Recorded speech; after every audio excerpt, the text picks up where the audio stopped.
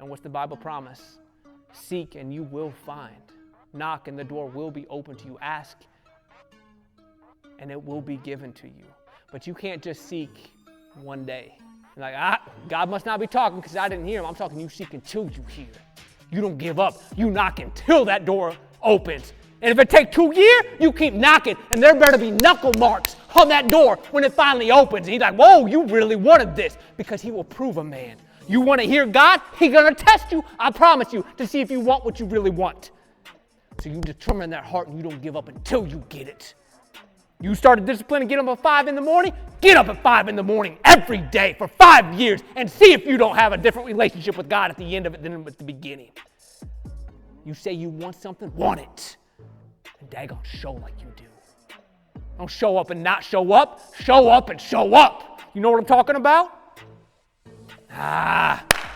That's what you do. He says, I've got so much more to tell you, but you're not ready for it. Think of the promise of that. Like I'm almost 40 years old, but he got so much more to tell me. Think how much, think what he's got to share in the next 40 years. He'll be telling me stuff at 80 I wasn't ready for at 40. And it's going to be the good stuff, the deep stuff, the real stuff. And here's the real thing.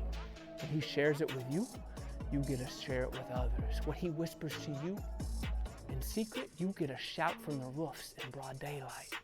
So think about that.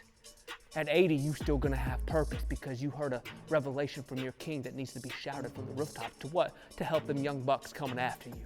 Them 40-year-olds that have no idea what they're about to get into, what life is about to get like, but the wisdom of God is going to lead them in it because he found someone at 80 still on their knees, searching, asking, wanting, preparing, making themselves ready to hear and receive.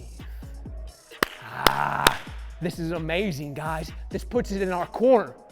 Like it ain't on nobody else but us. You want to hear God? Cool. Do it.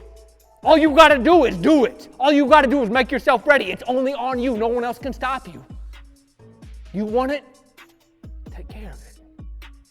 You don't have to have permission from anybody else. All you got to do is determine that you will stay before him until you do have ears to hear and eyes to see.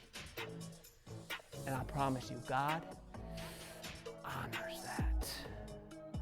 Because he's looking to and fro for hearts that are turned to him.